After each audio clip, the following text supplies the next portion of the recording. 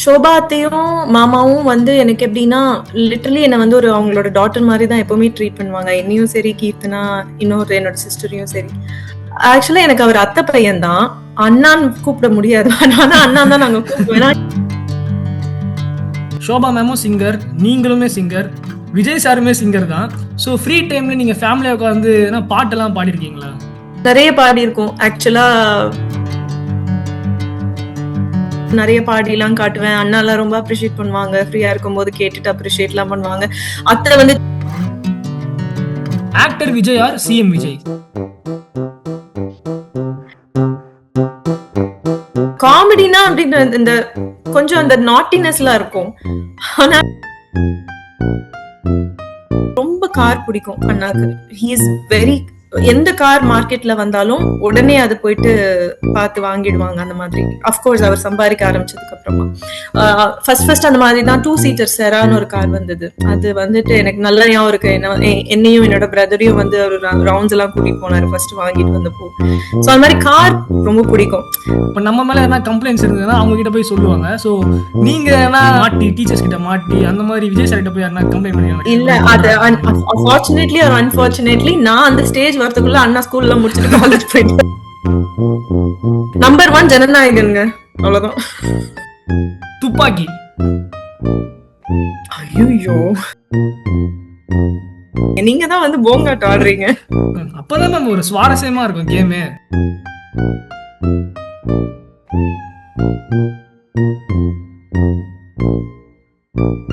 வணக்கம் வீட்டாகிஸ் மக்களே, நான் உங்க விஜய் நிதிஷ் சக்கரவர்த்தி பேசுறேன். இன்னைக்கு நம்ம யார் கூட இருக்கோம்னு பாத்தீங்கன்னா, இவங்களை சிங்கர்னு சொல்லலாம், சோசியல் மீடியால ட்ரெண்டிங்கான ஒரு இன்ஃபுளுசர்னு சொல்லலாம்.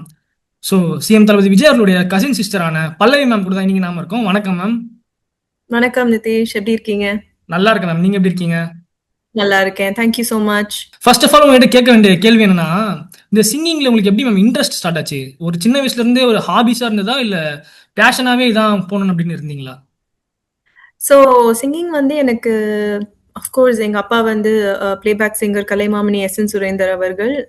ஸோ அப்பா பாடுறாங்க, பாட்டி தாத்தா எல்லாரும் பாடுவாங்க, அத்தை ஷோபா அத்தை பாடுவாங்க, ஷீலா அத்தை பாடுவாங்க, என்னோட பெரியப்பா சுந்தர் பெரியப்பா பாடுவார். ஸோ அது ஃபேமிலியா வந்ததுனால, அது பிளட்லேயே இருந்ததுனால எனக்கு தானா வந்தது.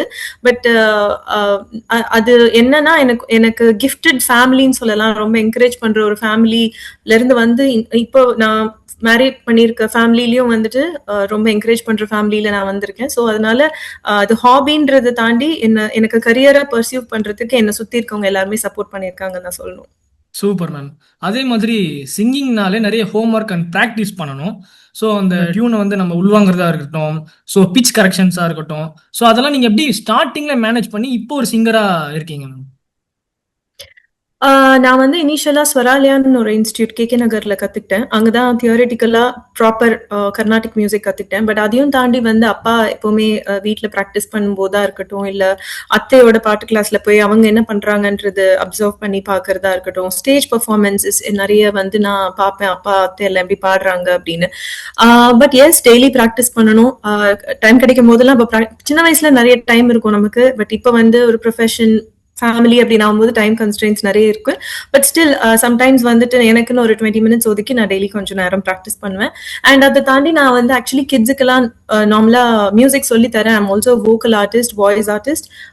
நிறைய குழந்தைங்களுக்கு அக்ராஸ் த குளோப் வந்து நான் ஆன்லைன் கிளாஸஸும் எடுக்கிறேன். ஸோ உங்களுடைய வாய்ஸை ஃபர்ஸ்ட் அப்ரிஷியேட் பண்ண பர்சன் தான் யார் மேம் சொல்லுவீங்க? என்னோட தாத்தா அண்ட் செகண்ட் எங்க அப்பா. ஸோ சின்ன வயசுல நான் ஃபர்ஸ்ட் பாடதான் ஆரம்பிச்சேன். பேசுறது ஃபர்ஸ்ட் ஆரம்பிக்கல, ஃபர்ஸ்ட் பாட்டு தான் பாடினேன்.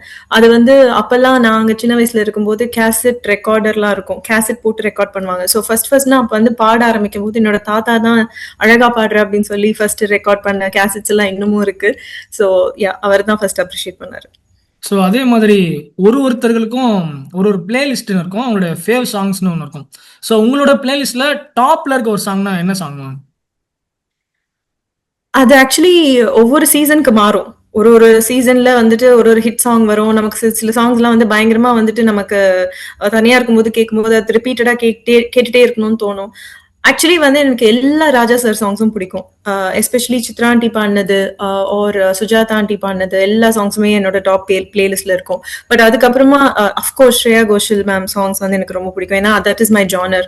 ஸோ எப்பவுமே அவங்களோட சாங்ஸ் எப்பவுமே டாப்ல இருக்கும். ராஜா சார் கூட வந்து நீங்க என்ன பாடி இருக்கீங்களா? ராஜா சார் சாங்ஸ் படத்துலயா? அப்படி ஒரு வாய்ப்பு எனக்கு கிடைச்சது இல்ல. ஆனா அவரோட சாங்ஸ் நிறைய நான் ஸ்டேஜ்ல நிறைய பாடி இருக்கேன். நீங்க ஸ்டேஜ்னு சொல்லும்போது ஞாபகம் வருது, ஃபர்ஸ்ட் நீங்க ஸ்டேஜ் ஏறின அந்த மூமெண்ட் பத்தி சொல்லுங்க மேம். அந்த ஃபீல் எப்படி இருந்தது அப்படின்றது. ஃபர்ஸ்ட் நான் ஸ்கூல்ல தான், பால்லோக் ஸ்கூல் விஜயானா படிச்ச ஸ்கூல்ல தான் நானும் படிச்சேன். செகண்ட் ஸ்டாண்டர்ட் நினைக்கிறேன். அதுல ராதே வேஷம் போட்டிருந்தேன். ஸ்டேஜ் ஏறின அனுபவம் எப்படி இருந்ததுன்னா, ஸ்டேஜ் ஏறினோடனே அழுதுட்டே கீழே ஓடி வந்துட்டேன். அதுதான் என்னோட ஃபர்ஸ்ட் எக்ஸ்பீரியன்ஸ்.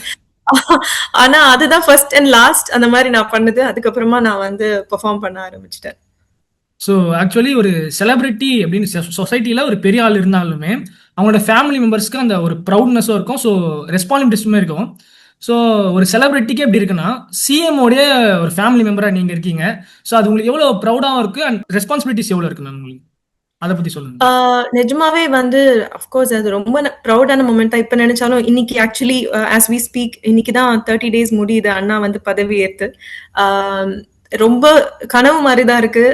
ஒரு ஃபேமிலியா வந்து இது ஒரு பெரிய அச்சீவ்மெண்ட் எங்களுக்கு. எங்கள ஒருத்தர் என்னோட பிளட் வந்து இன்னைக்கு சீஃப் மினிஸ்டர் ஆஃப் தமிழ்நாடு அப்படின்னு சொல்லும்போது ரொம்ப சந்தோஷமா இருக்கு. At the same time as you said responsibilities அதிகம். எப்படின்னா வந்து இதுக்கு முன்னாடியும் அஃப்கோர்ஸ் தளபதி சார் அவங்களோட கசின் சிஸ்டர் அப்படின்னும் போது டெஃபினெட்லி அந்த ரெஸ்பான்சிபிலிட்டி இருக்கு. ஏன்னா அண்ணா வந்து இப்போ இதெல்லாம் ஸ்டார்ட் பண்ணல. அவர் 2000 முன்னாடியில ஒரு 15 வருஷம் முன்னாடியில இருந்தே இந்த சொசைட்டிக்கு கம்யூனிட்டிக்கு பண்ற விஷயங்கள் அப்பவே ஸ்டார்ட் பண்ணிட்டாங்க. ஸோ அந்த ஃபேமிலில இருந்து வரதுனால அந்த ரெஸ்பான்சிபிலிட்டிஸ் கண்டிப்பா எனக்கும் இருக்கு, எங்களை சுத்தி இருக்கவங்களுக்கும் இருக்கு. ஸோ என்ன விஷயம் பண்ணாலும் திங்க் அண்ட் ஆக்ட் அப்படிங்கிறது தான் அண்ணா கிட்ட இருந்து நாங்க கத்துக்கிற ஒரு விஷயம். ஸோ கண்டிப்பா எதுவா இருந்தாலும் ஒரு 1000 வாட்டி யோசிச்சுதான் பேசுறது, 1000 வாட்டி யோசிச்சுதான் பண்றது. சோ விஜய் சாருக்கு SSC sir and Shobana ma'am எப்படியோ அதே மாதிரி தான் எஸ்எஸ்சி சாருக்கும் சோபனா மேம்க்கும் நீங்க. ஸோ உங்களுக்கும் எஸ்எஸ்சி சார் அண்ட் சோபனா மேம்க்கும் இருக்க பாண்டிங் பத்தி சொல்லுங்க மேம்.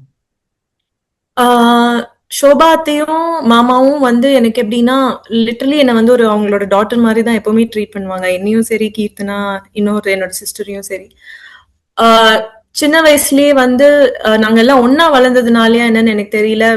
ஒரு நானும் கீர்த்தனா எல்லாருமே பாக்குறதுக்கு ஒரே மாதிரி இருப்போம்னு சொல்லுவாங்க. சோ அது சின்ன வயசுல இருந்து அந்த ஃபேஸ் எல்லாம் ஒரே மாதிரி இருக்குனாலயா இல்ல நாங்க நிறைய விஷயங்கள் நிறைய எப்படி சொல்றது மியூசிக்கா இருக்கட்டும், எங்களோட தாட் ப்ராசஸ், பெர்ஸ்பெக்டிவ், திங்கிங் எல்லாமே வந்துட்டு அலைண்டா இருக்கிறதுனால அந்த ஒரு எப்பவுமே அந்த ஒரு என்ன வந்து ஒரு டாட்டர் மாதிரி தான் அவங்க நடத்துவாங்க. அந்த பாண்டிங் வந்து ரியலி ஸ்பெஷல்.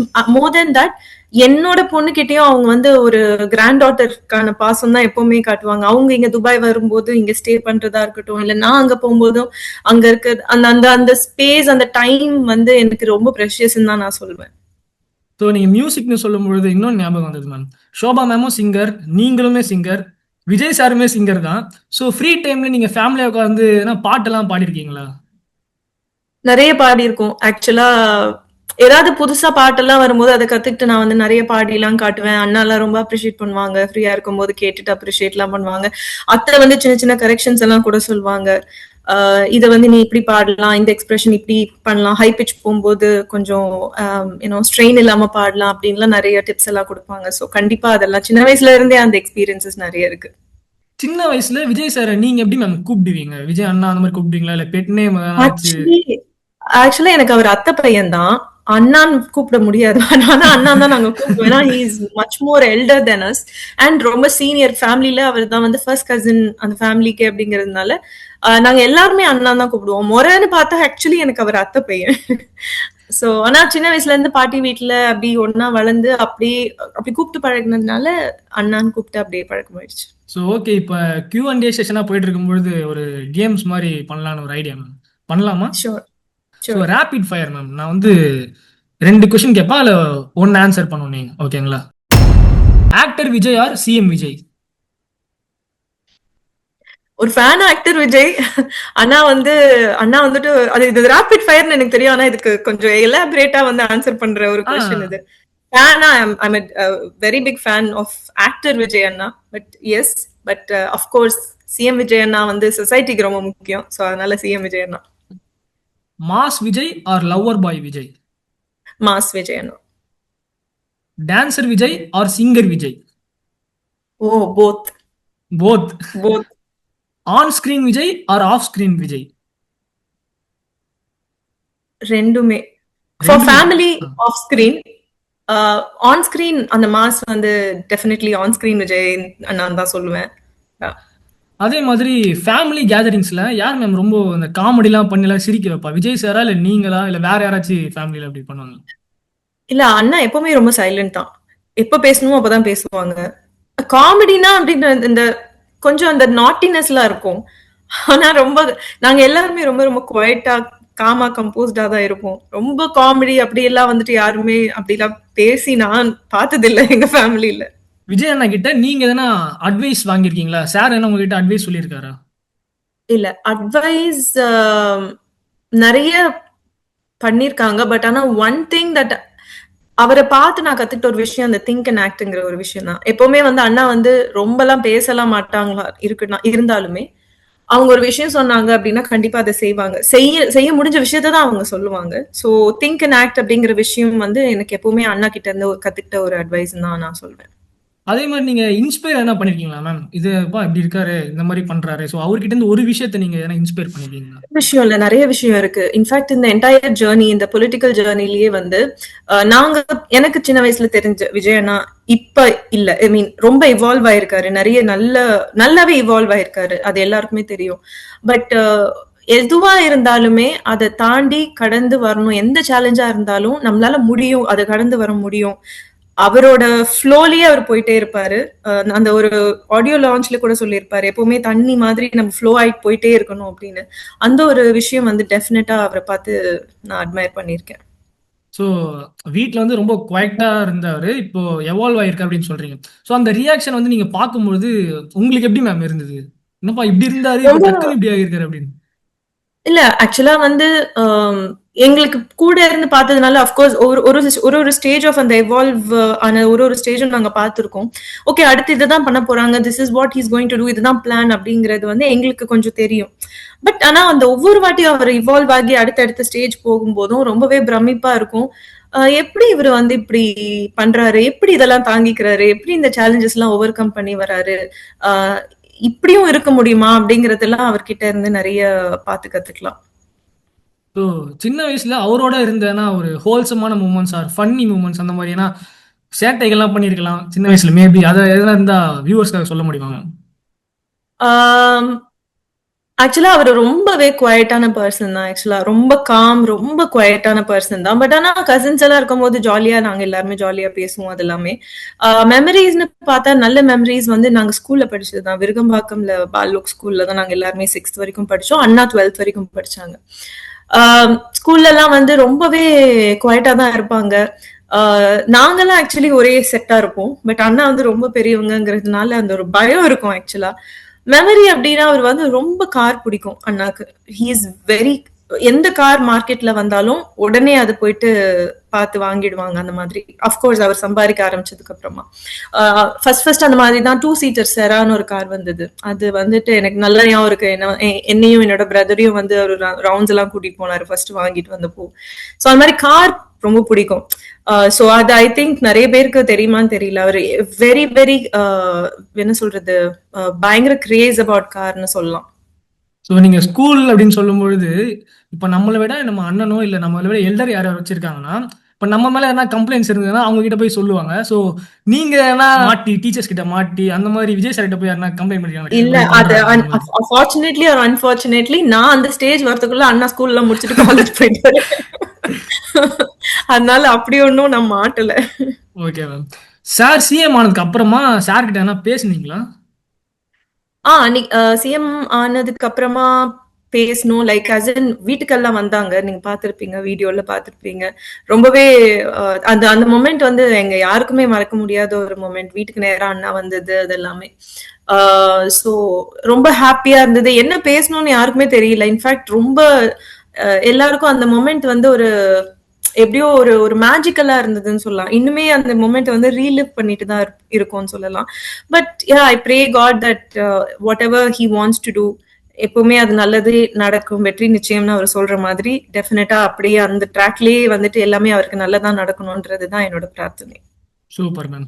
ஸோ இந்த Q&A செஷன் போயிட்டு இருக்கும்போது இன்னும் நடுவில் ஒரு கேம் பண்ணலாம் அப்படின்ற ஒரு இது பண்ணலாம் மேம். ஷூர். ஸோ நான் ஒரு மூவி சொல்லுவேன், அதை 1 to 10 நீங்க உங்களுடைய ஃபேவரட் லிஸ்ட்ல ஆர்டர் பண்ணணும். ஓகேங்களா? Love today. Love today 4. 4. Ghilli 2. வருத்தப்படுவீங்க நெக்ஸ்ட் வர படத்துக்கு. திருமலை 7. 7. ஓகே. ராஜாவின் பார்வையிலே, இதுல வந்து Ajith sir and Vijay sir combo Thalapathy அப்படின்ட்டு. அந்த படம் நான் ஐ திங்க் ரொம்ப பார்த்த ஞாபகம் இல்ல. மேபி 6. 6. பூவே உனக்காக 3. மெர்சல் 5 சொல்லிட்டேனா? 5 சொல்லு. 5. மெர்சல் 5. மெர்சல் 5. நம்பர் 1 ஜனநாயகன்ங்க, அவ்வளவுதான். இல்ல ஜனநாயகன் லிஸ்ட்ல இல்ல, ஜஸ்ட் லிஸ்ட்ல இல்ல. இல்ல நானே சொல்லிடுறேன் நீங்க கேட்கறதுக்கு முன்னாடி. ஏன்னா அது விஜயனோட லாஸ்ட் மூவி, சோ அது நம்பர் 1ல நான் வச்சிருக்கேன். பட் அது ஏன் லிஸ்ட்ல வைக்கலன்னா, சோ சாரோட படம் இன்னும் ரிலீஸ் ஆகல. சோ அபிஷியலா அது ரிலீஸ் இல்ல எனக்கு வந்து it is very close to heart. ஏன்னா அண்ணாவோட ஃபேனா வந்து that is the last time அவரை வந்து ஆன் ஸ்கிரீன்ல ஒரு ஆக்டரா நம்ம பார்க்க போற ஒரு லாஸ்ட் படம். அதுக்கப்புறமா அவர் சிஎம் ஆயிட்டாரு. சோ அது ஐ திங்க் ஆஸ் அ ஃபேமிலியாவும் ஆஸ் அ ஃபேனாவும் I think that will be number 1. Not because of the movie, because of நான் ஒரு ஃபேனா நான் அதை சொல்றேன். ஏன்னா அது வந்து ரொம்ப அது ஒரு emotional, last dance, last song, last fight எல்லாமே அந்த அந்த ஒரு இமோஷனால அது நம்பர் 1ல இருக்கும் எனக்கு. அந்த படம் நான் பார்க்கறனோ பார்க்கலையோ நம்பர் 1 ஜனநாயகன் நம்பர் 1. சரி ஓகே. ஆமா. நண்பன். நண்பன் is a very, I mean 3 or 4 சொல்லலாம். 3 சொல்லிட்டீங்க, 4 சொல்லிட்டீங்க. அப்ப ஸ்லாஷ் போட்டுக்கோங்க. 3 or 4. ஒண்ணுதான் மேம், ஃபிக்ஸ்டு மேம். ஐயோ, அப்ப 4ல இருக்கிறது தூக்கிட்டு நண்பருங்க. அப்படி அதான் மேம் பிளைண்ட் ரேங்கிங். நீங்க ஒன்னு சொல்லிட்டீங்கன்னா அது அவ்வளவுதான், அதுக்கப்புறம் நீங்க ஆர்டர் கொடுக்க வேண்டியதுதான். இல்ல நண்பன் வந்து எனக்கு ரொம்ப பிடிக்கும் ஆக்சுவலா வந்து. ஏன்னா அந்த நாவல், அந்த புக் வந்து என்னோட நான் fan of that book. 3 Idiots சொல்லிட்டு ஒரு புக் வந்தது. அந்த புக்ல இருந்து தான் அந்த படம். அண்ட் அமீர் கான் சார் நடிச்சிருப்பாருன்னு நினைக்கிறேன் ஹிந்தில. சோ அந்த படம் வந்துட்டு from book to Hindi and தமிழ்னு வந்ததுனால இட்ஸ் கைண்ட் ஆஃப் லைக் ரொம்ப ஃபேவரட் எனக்கு. சோ அதனால நான் வந்துட்டு அதை மாத்திக்கிறேன். சரி ஓகே மேம். துப்பாக்கி. ஐயோ, நான் அப்பவே சொன்னேன் நீங்க வருத்தப்படுவீங்கன்னு. துப்பாக்கி ரொம்ப ஃபேவரட் மூவி. கில்லி ஸ்லாஷ் துப்பாக்கி. என்ன மேம் எல்லாமே ஸ்லாஷ் ஸ்லாஷ்னா எதனா ஒண்ணு கொடுங்க மேம். ஏன்னா இது வந்து 7, 8, 9, 10 அண்ணாவோட ஃபிலிம்ஸ் வந்துட்டு அந்த லாஸ்ட் இதுல கொண்டே போக முடியாது. எல்லாமே நீங்க பெஸ்ட் மூவிஸா எடுக்கிறீங்க. நீங்க தான் வந்து போங்காட் ஆடுறீங்க. அப்பதான் மேம் ஒரு சுவாரஸ்யமா இருக்கும் கேமே. இல்ல துப்பாக்கி சரி 7 சொல்லிட்டீங்க மேம். நீங்க 7 சொல்லிட்டேன். 4 சொல்லிட்டீங்க, 2 சொல்லிட்டீங்க, 7 சொல்லிட்டீங்க, 6 சொல்லிட்டீங்க, 3, 5, 1 சொல்லிட்டேன். ஆமா. இப்ப பேலன்ஸ் இருக்கிறது 8 இருக்கு, 9 இருக்கு. வேற என்னெல்லாம் படம் இருக்குன்னு சொல்லுங்க மேம். அது பிளைண்ட் ரேங்கிங் சொன்னா நான் மாட்டிப்பேன் மேம். இதான் கேம். உங்களுக்கு தெரியக்கூடாது, எனக்கு முன்னாடி தெரியும். அப்போ அஜித் சாரும் விஜய் அண்ணாவும் நடிச்ச படத்தை பின்னாடி தள்ளிட்டு அங்க துப்பாக்கி வச்சிருங்க. சரி ஓகே. அப்போ 7ல வந்து 6ல வந்து ராஜாவின் பார்வையில். ஸோ லாஸ்ட் ஒன் இன்னும் 2 இருக்கு. கத்தி.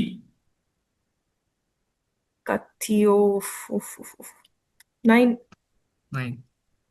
காதலுக்கு மரியாதை. 1 to 10 ரேங்கிங்ல எல்லாமே டாப்ல இருக்கு.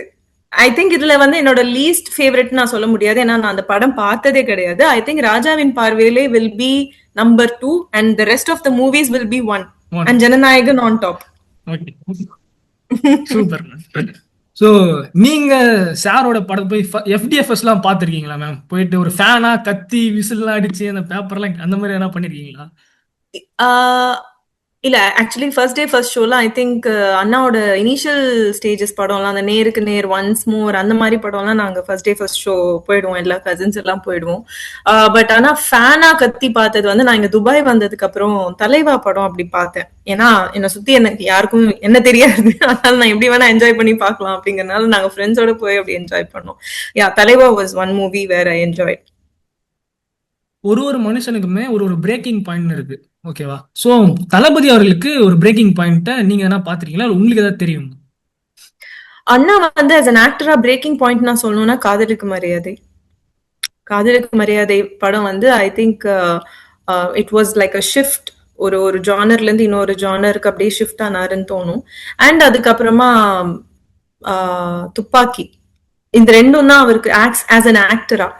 But as a person, as a social person, நம்ம எப்படி சொசைட்டிக்கு வந்து பண்ணணும், கம்யூனிட்டிக்கு ஏதாவது பண்ணணும் அப்படின்ற ஒரு பிரேக் பாயிண்ட் வந்து அண்ணாக்கு வந்துட்டு ஆக்சுவலி ஃப்ரம் த வெரி பிகினிங்கே இருந்திருக்கு. அது வந்து திடீர்னு வந்த ஒரு விஷயம் இல்லை, அது இன்பில்ட்டா அவருக்கு வந்து சின்ன வயசுல இருந்தே இருந்திருக்கு. அது வந்து படம் பண்ண ஆஸ் அ பர்சனா எக்ஸ்பீரியன்ஸ் கெயின் பண்ண இவால்வ் ஆகும்போது as I set earlier, I think அது வந்து ஒரு பிரேக்கிங் பாயிண்டா நான் பார்க்கல. அது வந்து ஒரு ஸ்டேஜ்லயும் ஒரு சேலஞ்சை தாண்டி அவர் வரும்போது இன்னைக்கு வந்து அது ஒரு பிரம்மாண்டமான ஒரு எவரெஸ்ட் மாதிரி தெரியுது எங்களுக்கு. ஏன்னா அவ்வளோ நிறைய விஷயம் பார்த்து டுடே வந்து அவருக்கு வந்து எப்படின்னா அவர் ஒரு இடத்துல இருக்காருன்னா அந்த ஆராவே டிஃப்ரெண்டா இருக்கும். ஒரு பாசிட்டிவிட்டின்றது அப்படியே நமக்கு ஒட்டிக்கும், அந்த மாதிரி ஒரு பர்சன் அவரு. So yeah, that is what I think. So நீங்க சொன்னீங்க அப்பத்துல இருந்து அண்ணாக்கு அதெல்லாம் இருந்திருக்கு அப்படின்ட்டு. உங்ககிட்ட ஏதாச்சும் டிஸ்கஸ் பண்ணிருக்காரு மேம், மக்களுக்கு ஏதாச்சும் செய்யணும் அந்த மாதிரி, நல்லது பண்ணணும் அந்த மாதிரி? இல்ல, அதுதான் நான் சொன்ன மாதிரி அவர் எதுவுமே சொல்ல மாட்டாரு, அவர் செய்கையில தான் காமிப்பாரு. எல்லாமே ஆக்ஷன்ஸ் தான். அதுலயே நமக்கு அது ஒன்றும் அப்படியே எல்லாருக்கும் பப்ளிசைஸ் பண்ணிட்டுலாம் இருக்க மாட்டாங்க நான் பார்த்த வரைக்கும். ஏதாவது ஒரு நடக்குது, இப்போ குஜராத்ல வந்துட்டு எர்த்குவேக் வந்தப்போ கூட அப்பெல்லாம் நாங்கெல்லாம் ரொம்ப அந்த டைம்ல எதுவுமே தெரியாது எங்களுக்கு. அந்த டைம்ல எல்லாம் வந்து அவர் அவங்களுக்கும் கான்ட்ரிபியூட் பண்ணிருக்காரு. இட்ஸ் நாட் ஜஸ்ட் லைக் தமிழ்நாடுன்னு கன்ஃபைன் ஆகலாம், எங்க நடந்தாலும் அதுக்காக அவர் ஏதாவது பண்ண முடியும், ஹெல்ப் பண்ண முடியும் அப்படின்னு அவர் பண்ணிருக்காரு. ஆமா ஆமா. சோ இட் இஸ் எப்பவுமே அந்த ஒரு ஓகே நம்மளால முடியும்னா நம்ம பண்ணலாமே அப்படிங்கிற ஒரு இன்டென்ஷன் தான் அவருக்கு எப்பவுமே. Super ma'am. ஸோ இந்த லாஸ்ட் கொஸ்டின் வந்திருக்கும். இது இந்த மீம்ஸ்லாம் நிறைய ட்ரெண்ட் ஆயிடுச்சு மேம். இந்த சிங்கர்கள்லாம் எல்லாரும் டேக் பண்ணியிருந்தாங்க, சிங்கர்ஸ் எல்லாருமே டேக் பண்ணி உங்க வாய் எடுத்து இங்க காதல வைங்க அந்த மாதிரி ஒரு பாட்டு பாடுறத சொல்லியிருந்தாங்க. ஸோ அந்த வைப் தான் அப்படி சொல்லியிருந்தாங்க. ஸோ நீங்க விஜய் சாருக்கு ஒரு சாங் டெடிகேட் பண்ணணும், என்ன சாங் டெடிகேட் பண்ணுவீங்க? இது ஆக்சுவலி நான் 2-3 இன்டர்வியூலயே முன்னாடியே சொன்னேன். இது வந்து இந்த சாங் வந்தப்போ அந்த சாங் நான் ப்ராக்டிஸ் பண்ணிட்டு அண்ணாக்கு நான் வாட்ஸ்அப்ல அமிச்சேன். அப்ப அண்ணா வந்து கேட்டுட்டு என்ன ரொம்ப அப்ரிஷியேட் பண்ணாங்க. சோ அந்த சாங் நீதானே நீதானே, அந்த சாங் தான் ரொம்ப நான் டெடிகேட் பண்ணணும் அப்படின்னு நினைக்கிறேன். சோ ஒரு 2 லைன் நம்ம வியூவர்ஸ்க்காக பாட முடியுமா?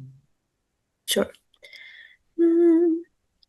நீதானே நீதானே என் நெஞ்சை தட்டும் சத்தம், அழகாய் உடைந்தேன் நீயே அழுத்தம், மாலை வானம் மொத்தம் இருள் பூசிக் கொள்ளும் சத்தம், இங்கு நீயும் நானும் மட்டும் இது கவிதையோ, நீதானே நீதானே. சூப்பர் மேம், நான் அப்படியே மிதக்கிறேன் ma'am. Thank you. So thank you so much ma'am, உங்களோட ப்ரிஷியஸான டைம் எங்க கூட ஸ்பெண்ட் பண்ணதுக்காக. ஸோ உங்ககிட்ட நிறைய தெரிஞ்சுக்கிட்டோம், நம்மளோட மக்களும் தெரிஞ்சுப்பாங்க. So thank you so much for spending your precious time with us ma'am. Thank you so much. Thank you so much Nitish.